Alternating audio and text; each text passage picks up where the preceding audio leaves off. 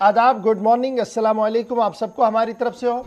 Programme आपने देखना शुरू कर दिया जी। सलाम जेके गुलिस्तान न्यूज़ का मॉर्निंग शो, और आज का मॉर्निंग शो लेकर आपका मेज़बान इशफाक गौहर हाज़िर खिदमत है। सभी नाज़रीन, आज के अहम तरीन मौज़ूआत में जहां बात जम्मू कश्मीर से हम शुरुआत करेंगे, और खबरों की जब शुरुआत करेंगे तो आपको बताएंगे कि कुदरत का अनमोल तोहफा जो कश्मीर के अंदर सैफरॉन था, उसकी ज़मीनी सूरत हाल क्या कुछ है। आगे बढ़ते हुए आपको बताएंगे कि किस तरीके से दो दो हाथों से सरकारी स्कूलों ने एक बार फिर आम आदमी को लूटना शुरू किया है, और ये कैसे हो रहा है और किस तरीके से एक मुनज़्ज़म तरीके से ये पूरा प्रोग्राम दोबारा से जम्मू कश्मीर के अंदर शुरू किया गया है। आगे बढ़ेंगे तो लेफ्टिनेंट गवर्नर साहब की बात बताएंगे आपको, जो दिल्ली पहुंच चुके हैं। दिल्ली में मिशन क्या रहेगा उनका, और आपको बताएंगे कि श्रीनगर के अंदर जो सिविलियन कैजुअलिटी गुज़श्ता दिनों हुई थी, उसकी कुछ और बातें भी सामने आ रही है। एक एक करके हर एक खबर पर हम बात करेंगे। 9:40 पर जब आएंगे तो आप और हम बराह रास्त बात करेंगे, यानी वक्त होगा आपकी फोन कॉल्स का, जो हुकूमत तक पहुंचाने की हम कोशिश करेंगे। लेकिन फिलहाल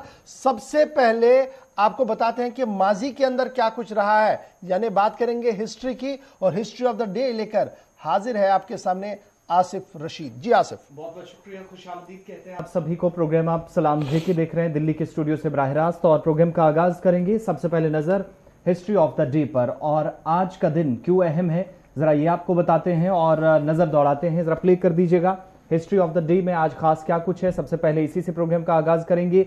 माजी में आज के दिन यानी 10 नवंबर का दिन क्यों अहम रहा है, और आज के हालात वाकयात या आज की तारीख क्यों इंपॉर्टेंट है, इस पर जरा आपको तफसीलात बताते हैं। बड़ी बात यह है कि न सिर्फ हिंदुस्तान के अंदर बल्कि दुनिया के मुख्तलिफ ममालिक के लिए आज का दिन काफी अहम रहा है। और 10 नवंबर माजी में क्या खास लेकर आया, क्या आज कुछ बताता है, इस पर चलिए। कुछ तकनीकी खराबी आ गई जनाब, इसमें नहीं प्ले होगा। सीधे खबरों पर आते हैं जी। हिस्ट्री ऑफ द डे नहीं चल पाया, मैं माजरा चाहूंगा जी इसके लिए, क्योंकि कुछ तकनीकी खराबी आ रही है जी। मुझे कहा जा रहा कि थोड़ा आगे बढ़ा जाए। चलिए जी, बढ़ते हैं जी आगे। शुरुआत करते हैं जी आज के मिशन की, और मिशन सैफरॉन से शुरुआत करते हैं, जहां पर मरकज से लेकर जम्मू कश्मीर इंतजामिया हर पल ये कोशिश कर रही है कि सैफरॉन की पैदावार को बढ़ाया जाए और इसे आलमी शोहरत दी जाए, उसको पूरी दुनिया तक लाया जाए। लेकिन अब यह मिशन आहिस्ता आहिस्ता सुर्खियों में एक बार फिर आ रहा है, क्योंकि खबर जो इस वक्त सामने आ रही है वो ये आ रही है कि जमीन का जो हिस्सा है जिस पर इस सैफरॉन को उगाया जाता है, एक्चुअल इसमें जमीन कितनी है, कितनी बड़ी है, कितनी कम हुआ है, कोई भी अदाद शुमार जो है वो सरकारी तौर पर सामने नहीं आ रहा है। एक्चुअल लैंड सैफरॉन कल्टीवेशन के अंदर कितनी इस वक्त हमारे पास है, सरकार के पास कोई भी डाटा अवेलेबल नहीं है, लेटेस्ट डाटा अवेलेबल नहीं है, और कोई भी कोशिश ऐसी नहीं की गई जिसमें यह देखा जाए, असेसमेंट किया जाता कि आखिर कितनी जमीन पर यह सैफरॉन उगाई जाती है, कितनी उगती है, नेशनल मार्केट क्या है, इंटरनेशनल मार्केट क्या है। बढ़ाने के लिए जो चीजें मरकज और रियासती इंतजामिया कह रही है, क्या वाकई तौर ये हो रहा है। एक डाटा सर्वे जो होना चाहिए था, अभी तक की बड़ी खबर जो आ रही है वो ये है कि वो सर्वे कहीं पर भी नहीं है।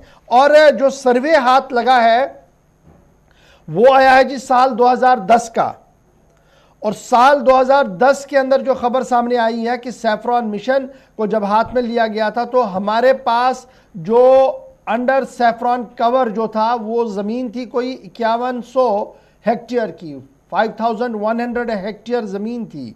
ये 2010 की बात है। और उसके बाद ये बात भी सरकारी तौर पर सामने आई कि ये घट गई है जी, अब ये रह गई है और भी कम हो गई है, 3715 हेक्टेयर तक ये रह गई है, और लगातार लॉस जो है वो इस जमीन का हो रहा है। यानी एक तरफ से हजारों करोड़ रुपया पंप किया गया इस सैफरॉन मिशन और सैफरॉन कल्टीवेशन को बढ़ाया जाए, लोग मुतासिर हो इससे, और जमीन पर यह सैफरॉन उगे। जैसे हम देख रहे हैं कि रजौरी के अंदर कोशिश की गई, डोडा के अंदर कोशिश की गई, दीगर इलाकों के अंदर कोशिश की, लेकिन जहां पर यह मेन उगता था वहां की सूरत हाल यह है कि जिस जमीन पर उगाया जा रहा था वो अब श्रिंक हो रही है, वो खत्म हो रही है, वो हमारे पास है नहीं। और सरकारी आदाद शुमार जो साल 2010 का है वो चौंका देने वाले रिपोर्ट सामने आ रही है। अब सरकारी जराया से जब हम मालूम करते हैं, और जो जराया हमारे को बता रहे हैं वो ये बता रहे हैं कि रेवेन्यू डिपार्टमेंट हर साल जी एक सर्वे करता है, लेकिन रिपोर्ट या फिगर जो है वो डिपार्टमेंट के साथ शेयर नहीं होती है। तो इससे जो आपसी तालमेल है डिपार्टमेंट्स का, उस पर भी एक बड़ा सवाल उठ रहा है। लेकिन बड़ा सवाल यह है कि साल 2010 की जो सर्वे आई है उसके मुताबिक इंप्लीमेंटेशन ऑफ सैफरॉन मिशन जो था, दो फील्ड अंडर सैफरॉन कवर जो था वो साफ किया गया कि 5100 हेक्टेयर था। और इस स्टडी जो 2010 में जो सर्वे सामने आया, जो स्टडी की गई है, इसमें कहा गया कि डिपार्टमेंट ने डिस्कवर किया जी 3717 हेक्टेयर सैफरॉन कवर फील्ड, जिससे यह साफ हुआ कि तकरीबन 2200 कवर हेक्टेयर जो है वो जमीन कहीं पर थी नहीं जो नुकसान में हो गई थी, यानी यहां पर अब यह कल्टीवेशन नहीं हो रही थी। तो अब आप समझिएगा कि हजारों करोड़ रुपया सैफरॉन मिशन का जो पंप करने की कोशिश की जा रही है। जब आप जमीनी सतह पर लोगों से पूछते हैं कि आप क्यों नहीं करते हैं, कह रहे जिन्हें बर वक्त पानी नहीं मिलता है, और बर वक्त पानी देने के लिए सरकार ने एक बंदोबस्त किया था वहां पर, वो बंदोबस्त सही टाइम पर नहीं चल पाता है, जिसकी वजह से लोग अब इससे उकता चुके हैं, बाहर जा रहे हैं, और बहुत कम तादाद में लोग आजकल सैफरॉन उगा रहे हैं कश्मीर के अंदर। तो ये थी जनाब सैफरॉन मिशन की बात।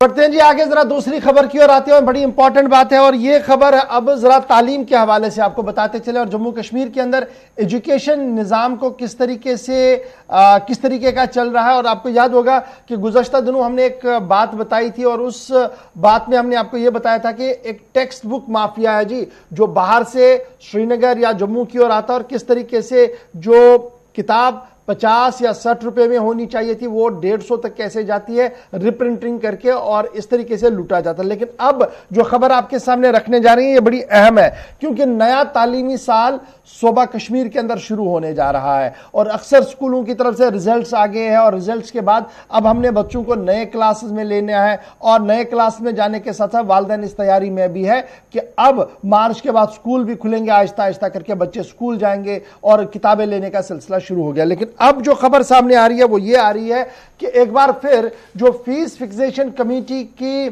सिफारिशात सरकार के सामने थी, वो सिफारिश क्या थी? सिफारिश ये थी कि आप टेक्स्ट बुक्स को 3 साल के लिए तब्दील नहीं करेंगे, यानी चेंज नहीं करेंगे, और इसको आप कन्फाइन नहीं करेंगे कि आपने एक ही सेलर से लेना, यानी एक बुक सेलर है तो आपकी सारी किताबें यहीं से लेनी है, एक दुकान है तो आपने यहीं से अपनी वर्दी भी लेनी है। लेकिन अब जब यह रिकमेंडेशन सरकार के पास थी, तमाम प्राइवेट स्कूलों ने इस रिकमेंडेशन को और सरकार की यकीन दहानी को नजरअंदाज किया है। और इन दिनों जो बड़ी खबर हमारे पास सामने आ रही है वो ये आ रही है कि 2-2 हाथों से लूटा जा रहा है जी प्राइवेट स्कूलों की तरफ से वालिदैन को। फीस तो देनी है, इसमें कोई दूसरी बात है नहीं, क्योंकि ऑनलाइन क्लासेस चल रही है, लेकिन जो टेक्स्ट बुक का निजाम है ये उरूज पर चला गया है, और स्पेसिफिक कर दिया है टेक्स्ट बुक खरीदने के लिए कि अब आपने किन दुकानों से लेने हैं। किंडरगार्टन का जो किताबें हैं जो रूटीन में आपको 1000 से 1500 के बीच में मिलनी चाहिए थी, उनकी कीमत अब 2500 से 3000, 3500 तक भी चली गई है। और जब आप इसको मार्केट में देखेंगे, कह रहे हैं जनाब ये तो स्पेसिफिक कर दिया, अगर आप और कहीं से लेंगे तो कहा जाता है जनाब ये नहीं मिलेगी, ये तो आपको एक ही दुकान से। अगर आपने ए स्कूल में पढ़ रहे हैं, 2 मिनट के लिए कोई बच्चा ए स्कूल में पढ़ रहा है तो उनके लिए एक दुकान है, चाहे वो 8 किलोमीटर दूर है या 10 किलोमीटर दूर है किसी के, उसने वहीं से खरीदनी है वो किताब, वो आप दूसरे दुकान से खरीद नहीं सकते क्योंकि वो मिलेगी ही नहीं आपको। तो ये माफिया बनाया गया है। इसी को लेकर फीस फिक्सेशन कमेटी की एक रिपोर्ट आई थी, इसमें यह कहा गया था ओपन मार्केट में किताबें हों जी, जिसको जहां पर मिले वो लाए, कंपेल ना किया जाए कि एक ही जगह से खरीदिए। एक तो यह परेशानी आजकल आ रही है, और दूसरी खबर यह है कि नॉर्थ और साउथ के अंदर कई स्कूल ऐसे हैं जिन्होंने लगातार 2 सालों के अंदर कई किताबों के अंदर तब्दीलियां की हैं, कई नई किताबें लाई हैं और कई पुरानी किताबों को मनसूख किया है। जबकि फीस फिक्सेशन कमेटी ने कहा था कि 3 साल तक आप किताबें तब्दील नहीं करेंगे ताकि जनाब एक सिस्टम चल सके। तीसरी बड़ी बात जो सामने इस वक्त आ रही है वो वर्दियों के हवाले से भी है। चूंकि अभी स्कूल जाना नहीं है, लेकिन वर्दियां खरीदने के हवाले से कई प्राइवेट स्कूलों ने मुतारफ कराए हैं जी मखसूस दुकानें, बड़े स्कूल हो या छोटे स्कूल हो। अब यह समझ से हमारी बाहर है कि व्हाइट कमीज, ग्रे पेंट खरीदना है या कहीं से भी हम खरीद सकते हैं। स्पेसिफिक करके आपने कहां से खरीदना है, क्यों? क्योंकि उसमें स्कूल का लोगो है, वो आपने सिर्फ वहीं से ले सकते हैं, आपको कहीं और से मिलेगा ही नहीं। इसलिए ये एक और तरीका है जी कमीशन का स्कूलों का, बड़े माजरत के साथ। कुछ दोस्त इसमें नाराज भी होंगे, लेकिन जनाब ये तलख हकीकत है हमारे माशरे की, हमारे समाज की, कि आज जब हम आपसे बात कर रहे हैं तो ये आपका भी मामला है, हमारा भी मामला। अब कुछ लोग इसको अफोर्ड कर सकते हैं, उनके लिए कोई नई बात नहीं है, लेकिन एक बड़ा मसला है ये उसके लिए जो डेली वेजर है, जिसको 3-3, 4-4 महीने तनख्वाह नहीं मिलती है, लेकिन उसके लिए आज जब किताब लानी है तो आपने उसको स्पेसिफिक कर दिया कि आपने इसी दुकान से लानी है। और वो दुकानदार हजरत ऐसा है कि जो 50 रुपए की किताब है उसे वो 80 रुपए में बेच रहा है, और ऊपर से प्रिंट लगा रहा है, अपना प्रिंट लगा के बेच रहा है, और हुकूमत हर एक चीज आंख बंद करके देख रही है। ये अफसोस का मकाम है। यहां पर लगातार इस पर आवाजें उठी आज तक, लगातार एश्योरेंस डिपार्टमेंट की तरफ से आए, लगातार एश्योरेंस सूबाई इंतजामिया की तरफ से आए, लेकिन चंद दिनों की हरकत के बाद शायद ये फिर सो जाता है मामला। और आज एक बार फिर यह खबर सामने है कि किस तरीके से जी नेक्सस चलाने की कोशिश की जा रही है चंद स्कूलों की तरफ से और उन पब्लिशर्स की तरफ से जिनको स्कूलों के साथ किसी न किसी तरीके का राब्ता है, और वो मामला इस तरीके का चला रहे हैं। बिल्कुल, इसमें बड़ी परेशानी यह है कि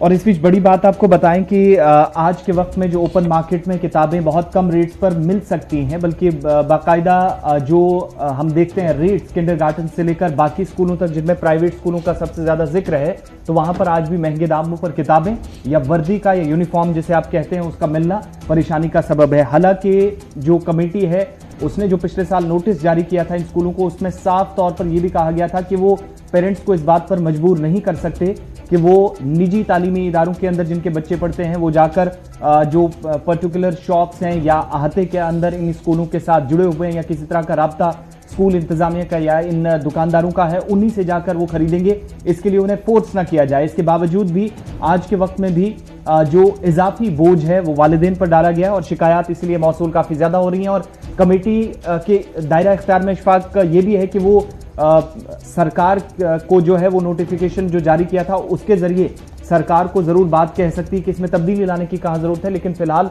खुद इस पर कदम नहीं उठा सकती, यानी किसी स्कूल के खिलाफ। वो रिकमेंडेटरी अथॉरिटी है जी, एसएफएफसी जो है वो रिकमेंडेटरी अथॉरिटी, और रिकमेंडेशन उनकी तरफ से गई है। लेकिन बड़ा सवाल ये है ना कि बड़े अफसर तो अरेंज कर सकते हैं। मैंने पहले कहा, जब आप जो किताब का सेट यूकेजी एलकेजी के अंदर आपको 1000 से 1200 में मिलना चाहिए था, वो अब 2500 तक चला गया है।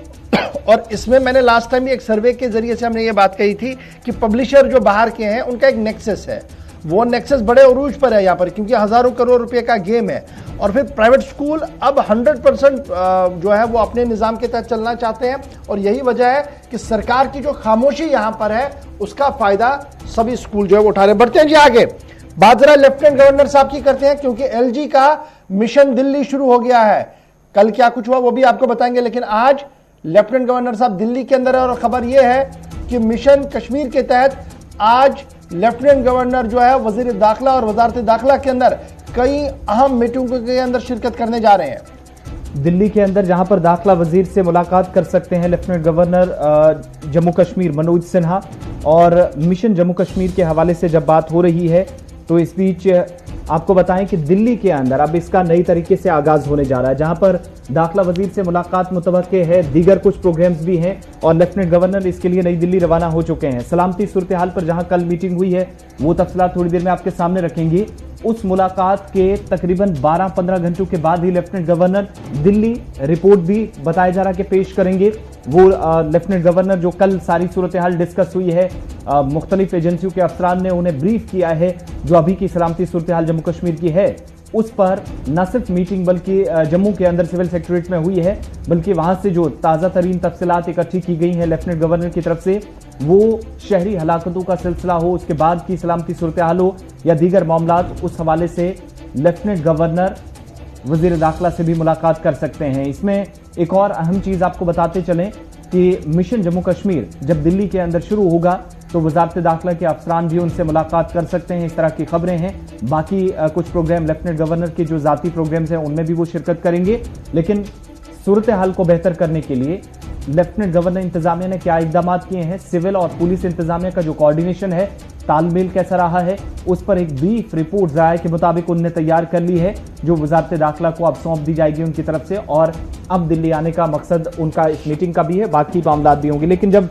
मीटिंग की बात हो रही है तो साथ ही आपको एक खबर भी बताएं कि गुज़श्ता रोज जब जम्मू के अंदर मीटिंग हो रही थी तो उसमें जम्मू कश्मीर पुलिस के सरबराह, बॉर्डर सिक्योरिटी फोर्सेस के एहलकार, सीआरपीएफ और इसके अलावा टॉप जो पुलिस ऑफिशियल्स हैं जिनमें पुलिस सरबराह का नाम हमने आपको बताया, और मुख्तलिफ इंटेलिजेंस एजेंसियों के अफसरान भी लेफ्टिनेंट गवर्नर को ब्रीफ करते नजर आए कि मौजूदा वक्त में जहां पर पिछले तकरीबन 40 रोज में शहरी हलाकतों का सिलसिला बहुत तेज हुआ है, इजाफा हुआ है, इनमें सिक्योरिटी फोर्सेस को भी निशाना बनाया गया है, सरकारी मुलाजमीन जो सिविल महकमों के साथ जुड़े हैं, सरकारी जो उसातिज़ा हैं उनको भी निशाना बनना पड़ा है वादी कश्मीर के अंदर। उन सारे वाक़ात में इजाफे के बाद जो बेहतर इंतजामात के बार बार दावे हो रहे थे, ज़मीनी सूरत हाल क्या है, तफसीली जायजा लिया गया और बगौर जायजा लेने के बाद लेफ्टिनेंट गवर्नर को इस हवाले से उन्हें न सिर्फ ब्रीफ किया गया बल्कि रिपोर्ट तमाम एजेंसियों की तरफ से की गई। और ये कब हुआ, जब 2 दिन पहले एक और सेल्समैन को श्रीनगर के अंदर निशाना बनाया गया और इस हलाकत के साथ ही इन 40 रोज में मरने वालों की तादाद 16-17 के आसपास पहुंच गई और 24 घंटों में मुसलसल 2 हलाकतें होने के बाद लेफ्टिनेंट गवर्नर इंतजामिया काफी मुतहरिक नजर आई, जिसके बाद यह मीटिंग जम्मू के अंदर हुई है। चलिए जब बढ़ते हैं जी आगे, जब कैजुअलिटीज की बात हो रही है, सिविलियन किलिंग्स की बात हुई, तो गुज़श्ते दिनों आपको याद होगा कि एक किलिंग हुई है, एक दुकानदार की किलिंग हुई है और यह कहा गया कि जनाब वो सेल्समैन था, लेकिन दुकान एक ऐसे आदमी की थी जो मौज़ाती तौर पर वहां से बच निकले। संदीप मावा। संदीप मावा एक ऐसा नाम है जो पिछले कई सालों से सुर्खियों के अंदर है, क्योंकि लगातार उन्होंने एक ऐसा इनिशिएटिव लिया जिसके बाद घर वापसी जो बड़े पैमाने पर होनी चाहिए थी नहीं हो पा रही थी, लेकिन एक पहल जरूर शुरू हुई थी। लेकिन अब जो खबर सामने आ रही है कि इस शूट आउट से पहले पुलिस ने संदीप मावा को फोन करके मुतहरिक कर दिया था, यानी पुलिस के पास इंटेलिजेंस रिपोर्ट्स ऐसी थी कि शहर के अंदर कैजुअलिटी हो सकती है और संदीप मावा को टारगेट किया जा सकता है, और वो बाज़ाब्ता तौर पर इतला दी गई संदीप मावा को और संदीप मावा वहां से निकल गए। लेकिन आखिर पर जब गोली लगी, गोली चली वाकईतन, तो वहां पर उनके जो दुकान के मैनेजर थे, जो सेल्स वहां पर चलाते थे, उन्हें वो गोली लगी मोहम्मद इब्राहिम को। और तकरीबन आज से 1.5 माह पहले सिक्योरिटी एस्टैब्लिशमेंट ने जब रिव्यू लिया तो संदीप मावा जो लगातार श्रीनगर के अंदर है, उन्हें बाज़ाब्ता तौर पर सिक्योरिटी कवर भी दे दिया गया। और ये सन 1990 में जब यहाँ से चले गए थे रोशन लाल मावा साहब, तो उनकी एक दुकान बोहरी के दल श्रीनगर के अंदर हुआ करती थी, बंद हो गई थी। उसके बाद दोबारा सन 2019 में उनके बेटे ने इसको खोलने का एहतमाम किया, डॉक्टर संदीप मावा ने। तो उसके बाद लगातार वो इस बिज़नेस को अपने चलाते रहे, लोकल्स के साथ वो इंटरेक्ट करते रहे और मामला बेहतरी के साथ आगे बढ़ता रहा। और एक मिसाल इनकी देते रहे थे सारे की, देखिए ये डाउनटाउन में काम कर सकते तो बहुत सारे लोग आ सकते थे और कुछ लोगों के लिए इंस्पिरेशंस भी हुई। लेकिन बैक टू बैक जो किलिंग्स हो रही हैं, ये एक बड़ा सवाल इस वक्त पैदा कर चुके हैं जम्मू कश्मीर के अंदर, स्पेशली वादी कश्मीर के अंदर। और इस वक्त हमारे साथ संदीप मावा साहब खुद फोन लाइन पर ज्वाइन कर चुके हैं। संदीप जी बहुत शुक्रिया सर ज्वाइन करने के लिए। अल्फाज बड़े कम है कि मैं आपके साथ ताज़ियत कर पाऊँ, क्योंकि एक ऐसा कुलीग जिसने कई सालों तक आपके साथ दिया हो और आखिर दम तक आपके साथ रहा हो, उसकी जुदाई तो अपनी जगह है। लेकिन खबर यह है कि एस्टैब्लिशमेंट और सिक्योरिटी की तरफ से बाज़ाब्ता तौर पर आपको इन्फॉर्म किया गया था कि जनाब इस तरीके का इंसिडेंट होना है। जी 3 बजे करीब मुझे बताया गया था, तो मैं वहां से निकल गया था। और नॉर्मली शाम को जो हमारा स्टोर इब्राहिम पे बंद करता था, तो जो ही इब्राहिम ने स्टोर बंद किया तो वो गाड़ी में गए तो वो shot dead. It's a personal loss, ये मेरे खानदान के लिए, मेरे पूरे परिवार के लिए पर्सनल लॉस है। इब्राहिम हमारे साथ 13-14 साल से था जी। He was like a family to मेरे साथ। बैंगलोर में, जम्मू में जो भी कारोबार के ऊपर नीचे थे, हर वक्त मेरे साथ रहा। ये तो एक ट्रेजेडी है, ये तो बड़ा दुखद है कि ऐसे जो बेचारा अपनी रोजी रोटी के लिए हमारे साथ था, उसको भी मार दिया गया।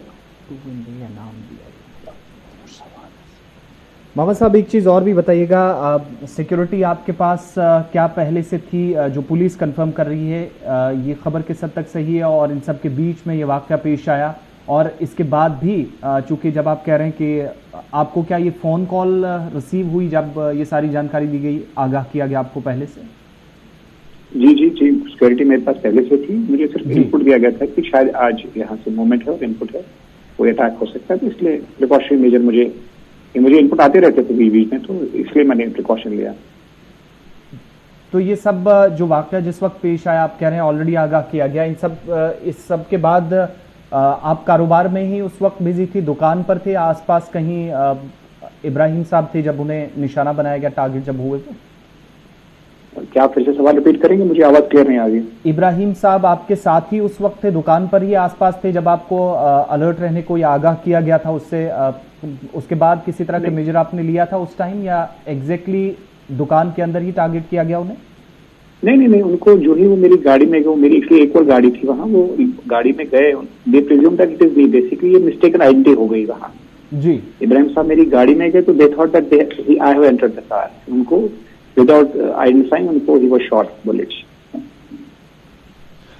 डॉक्टर साहब, अब जब ये लॉस हुआ है, आपने एक बड़ी तवील जदोजहद की वापस आने के हवाले से, और जब आपका इनिशिएटिव हुआ, मुझे याद है वो दिन भी कि किस तरीके से आप डाउनटाउन पहुंचे और वहां पर एक वालिहाना इस्तकबाल आपका हुआ था। गिल्टी फील है दिल में कि क्या हो रहा है, ये क्यों हो रहा है?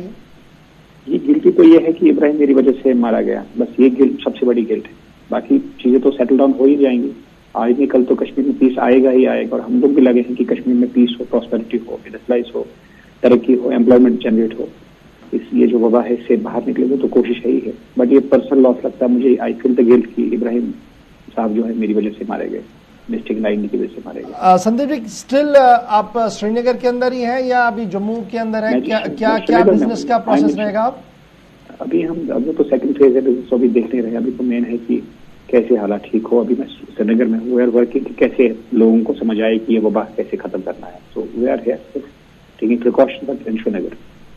बहुत शुक्रिया संदीप मावा साहब हमारे साथ ज्वाइन करने के लिए। तो ये जनाब बड़ी इंपॉर्टेंट बात है कि पुलिस एस्टैब्लिशमेंट वाज नोइंग कि जनाब कुछ मूवमेंट है, और पीपी को बाज़ाब्ता तौर पर इन्फॉर्म किया गया, प्रोटेक्टेड पर्सन को इन्फॉर्म भी किया गया कि आप ज़रा प्रिकॉशनरी मेजर्स ले, और यही प्रिकॉशनरी मेजर्स का वजह है कि संदीप मावा साहब जो है वो उसमें बच गए। लेकिन मिस्टेक इन आइडेंटिटी जो मुझे भी लग रहा था, शायद वही बात संदीप मावा साहब को भी लग रही है कि उन्होंने उसकी गाड़ी को इस्तेमाल किया, और मिलिटेंट जो फिराक में बैठे थे कि ये गाड़ी में कब बैठे, इनको बुलेट हिट करें, उन्होंने किया, और उसमें इब्राहिम साहब जो है वो मारे गए हैं। तो सवाल उनके अहली खाना का भी सही है कि बताएं जी क्यों गोली मारी गई, क्या वजह है उसकी, या अगर आप संदीप को भी गोली मारना चाहते तो इसमें वजह क्या है जी संदीप को आप मारेंगे, जबकि संदीप का एक कंट्रीब्यूशन है। उन्होंने जिस वक्त वापसी की है और जिस तरीके से वापसी की है, उसके बाद जिस तरीके के बयानात आए, जिस तरीके का माहौल बना था, वो तो एक मस्बत माहौल था, एक खुशाइन माहौल था, लेकिन न जाने क्यों इस तरीके की कार्रवाइयाँ हो रही हैं। बहरहाल ये खबर का एक पहलू था जी, क्योंकि एलजी साहब ने मीटिंग ली, आज दिल्ली के अंदर मीटिंग होनी है, और फ्रॉम द हॉर्सेज माउथ हमने आपको बताया कि सिक्योरिटी और इस्टेब्लिशमेंट जो है वो ऑन टोज रहती है जब भी उन्हें इस तरीके के इनपुट्स मिलते हैं, और ये उसी इनपुट का नतीजा था कि संदीप किसी न किसी तरीके से अपनी जान बचाने में कामयाब हुए हैं। बढ़ते हैं जी आगे।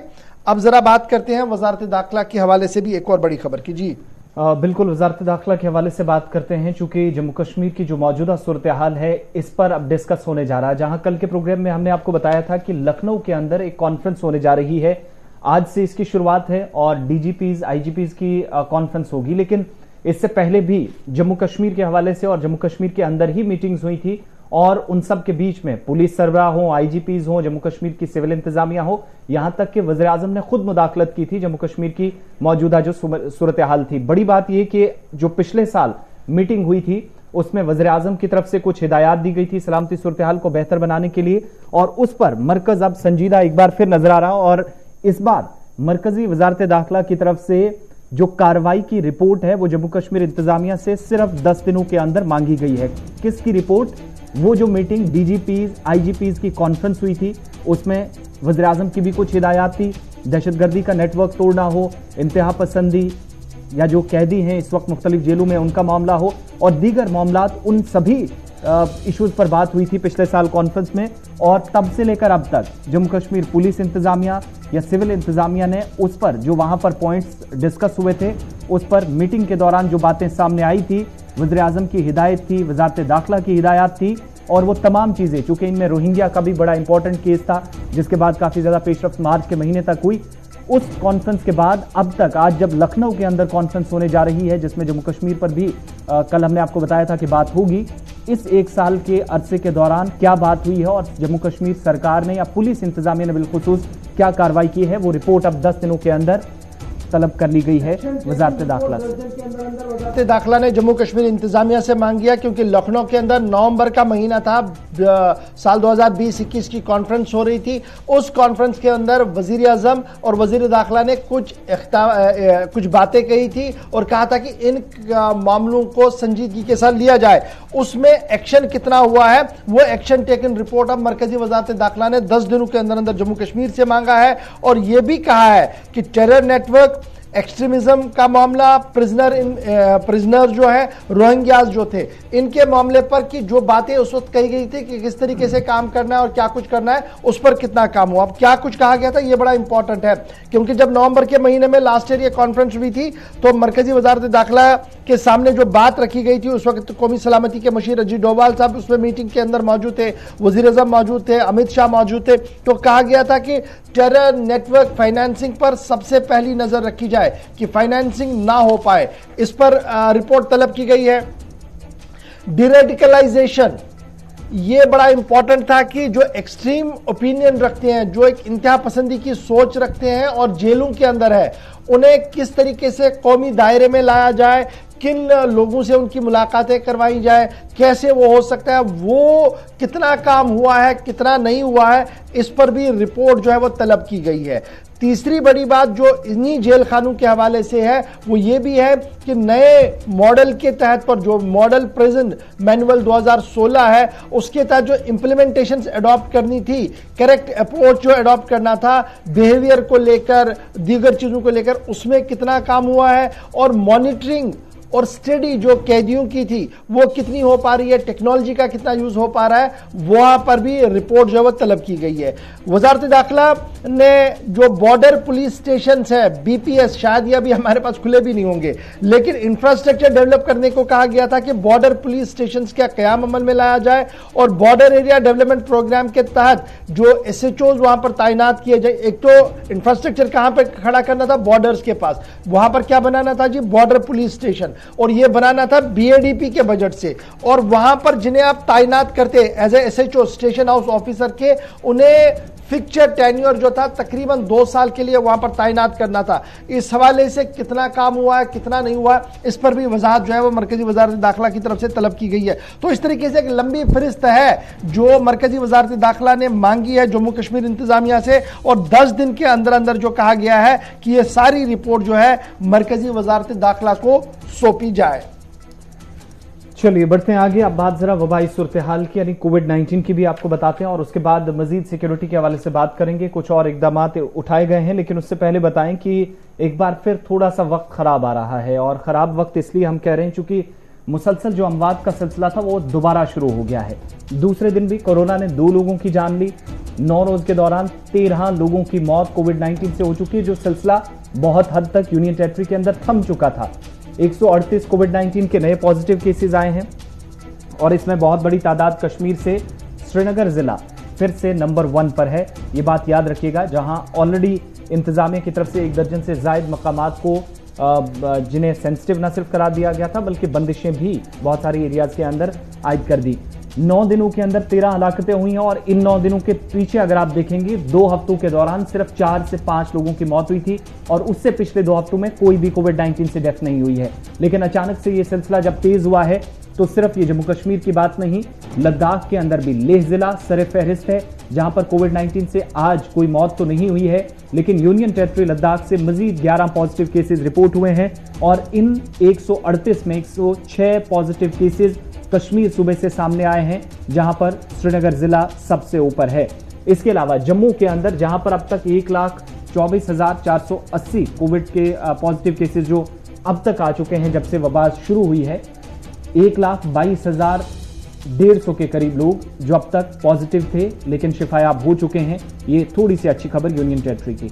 लेकिन इससे बुरी खबर कि 2177 लोग पिछले 1.5 साल के इस तवील अरसे के दौरान अपनी जान इस वबाई सूरत हाल में गंवा चुके हैं और कश्मीर के अंदर श्रीनगर जिला एक बार फिर सुर्खियों में न सिर्फ है बल्कि शायद जो जिला तरक्याती कमिश्नर खुद कह रहे थे कि थर्ड वेव से पहले या थर्ड वेव के लिए मरकज बन रहा है, वैसी कुछ सूरत हाल बन रही है क्योंकि 100 के करीब जो केसेस आए हैं, बल्कि 100 के पार इस बार फिगर्स गए हैं।